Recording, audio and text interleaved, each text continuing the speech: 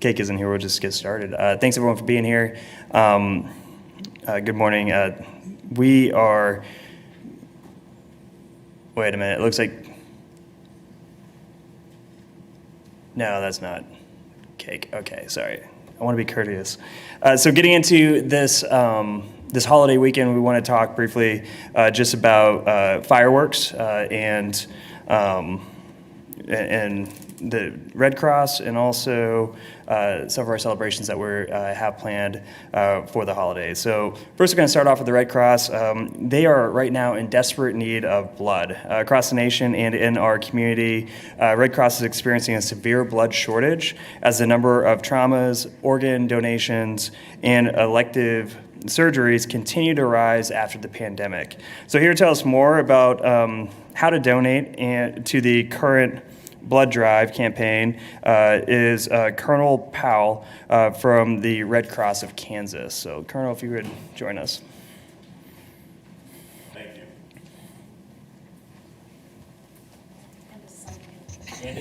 And my sidekick. This is Michelle Grimm, also with the American Red Cross here in Wichita.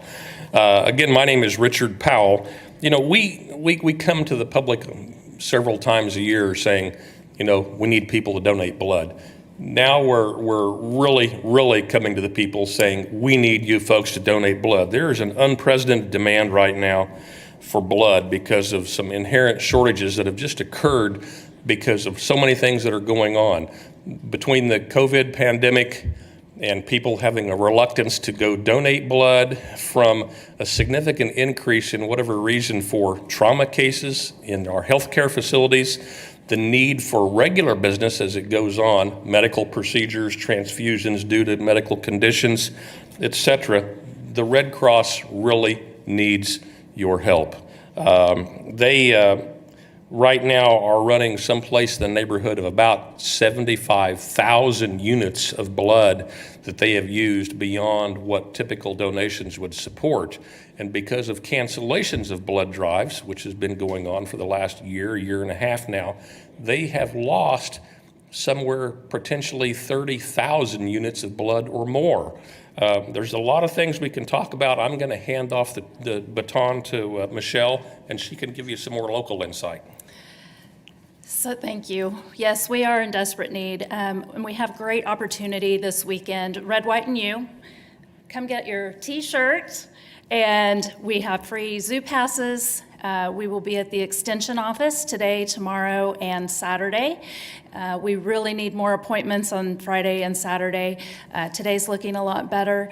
And so not only do you get the great T-shirt, you get the zoo pass, you'll also be entered in a drawing for either 2 KU preseason basketball tickets or also a Wind Surge suite. So it's a great opportunity to come out and help save lives.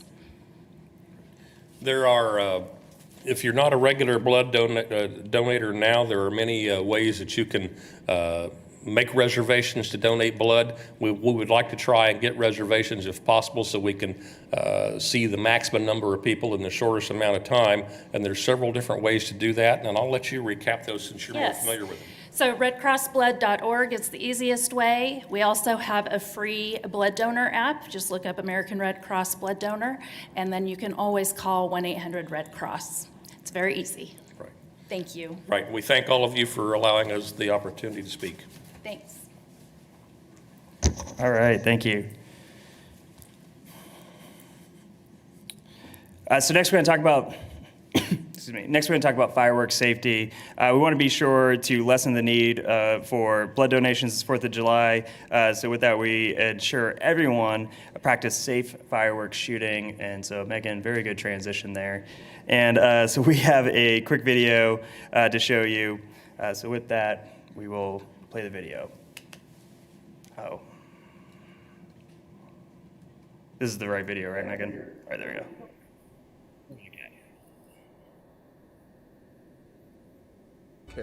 Between 2016 and 2020, there was nearly $500,000 worth of damage to property and over 230 firework-related injuries reported. These could have been prevented. Here's how you can do your part. Keep infants and children away from fireworks. Of the injuries reported over the last 5 years, the youngest was 2 months old. Even sparklers are a leading cause of injury as they burn at temperatures of 1,300 to 2,000 degrees. Make sure only adults are handling fireworks. Only shoot fireworks that have been approved to be sold in Wichita. Every year, artillery shells, also known as mortars, are at the top of the list of firework-related injuries. Both are illegal in Wichita. Follow the instructions on the fireworks and do not hold them once they are lit. The most injured body parts due to fireworks are the hands and fingers, legs, followed by the eyes and head, face, and ears. To lower your risk of injury or damage to property, leave the fireworks to the professionals. Attend the Red, White, and Boom in downtown Wichita.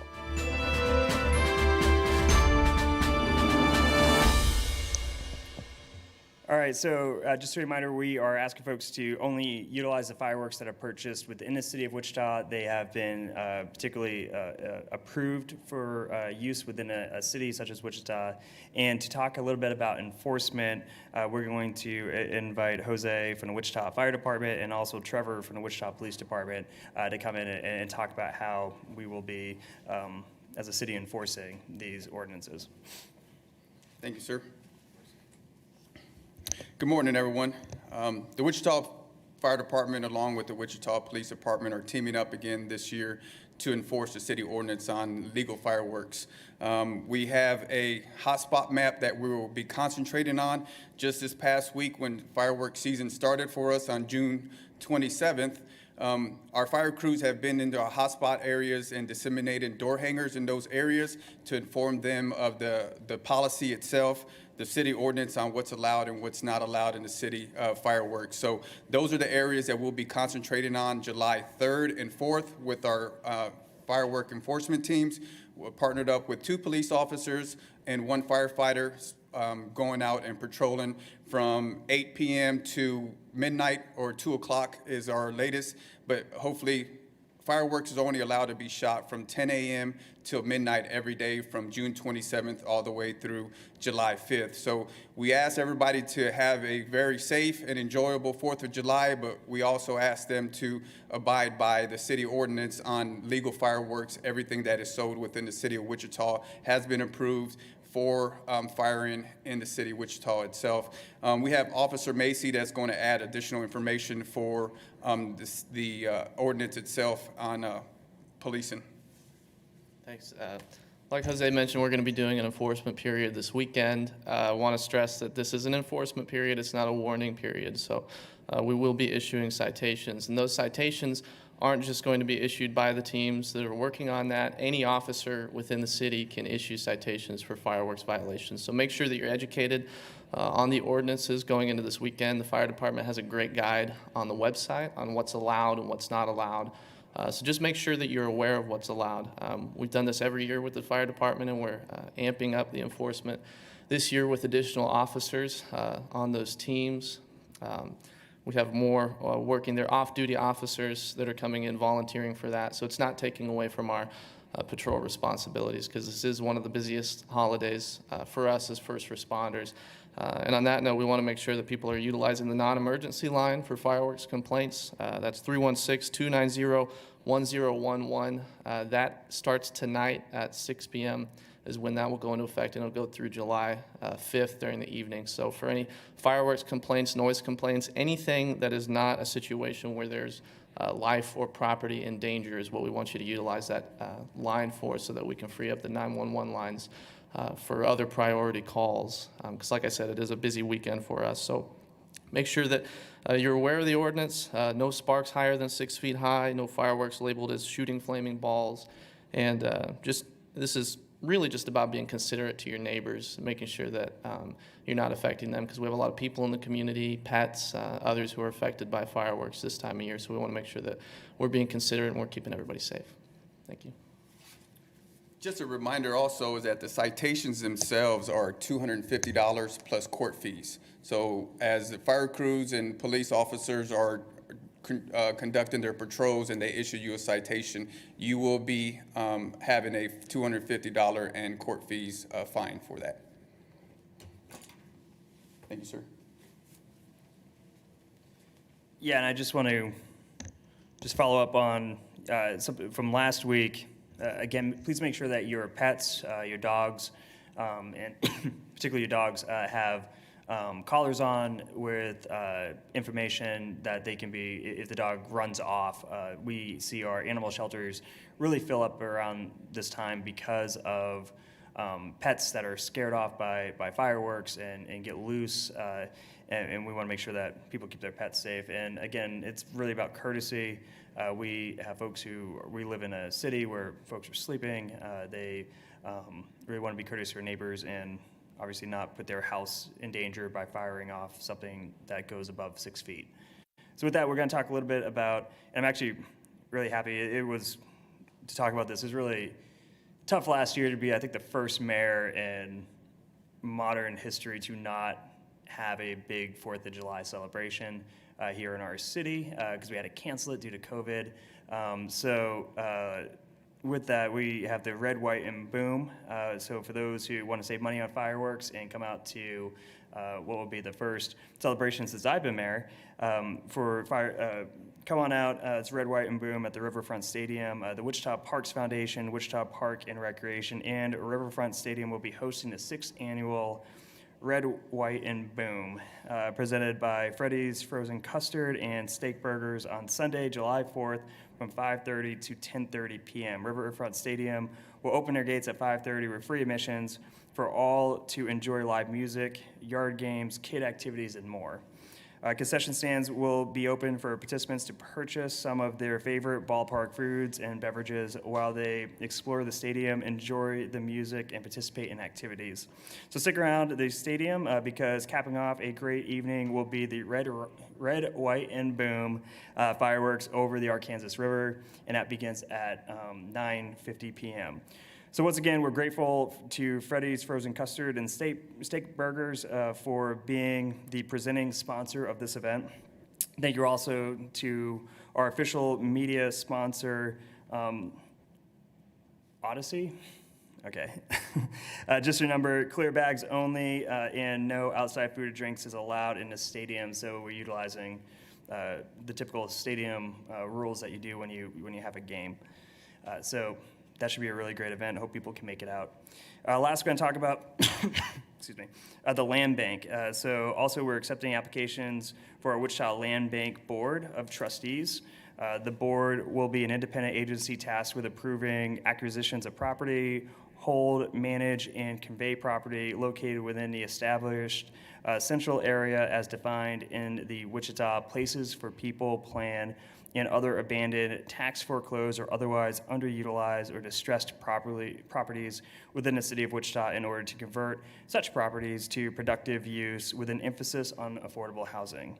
So applicants must live in Sedgwick County, and we are looking for people who have expertise in land development, construction, development, finance, real estate, sales, or marketing, or real estate law. So to see a list of qualifications and to apply, please visit wichita.gov under boards and commissions. And finally, I'll just talk briefly. We have next week our continuation of the discussion on our non-discrimination ordinance.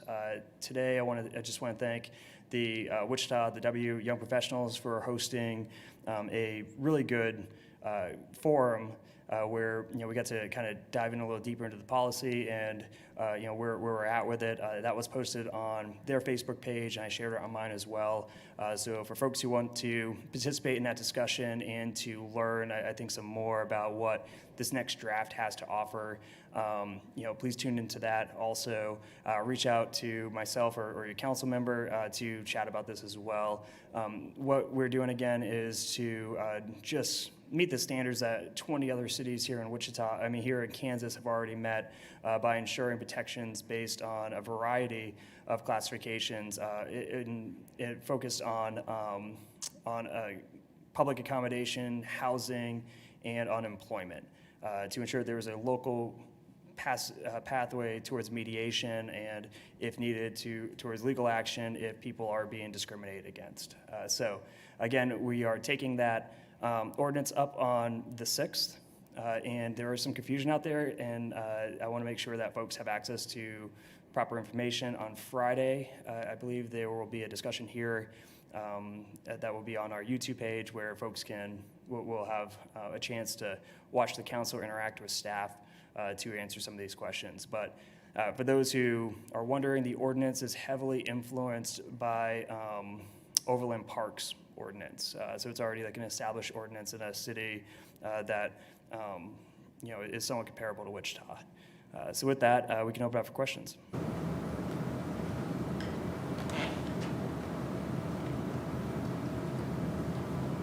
Megan, do you have a question? You don't? Cool. Thanks, everyone. Happy 4th of July.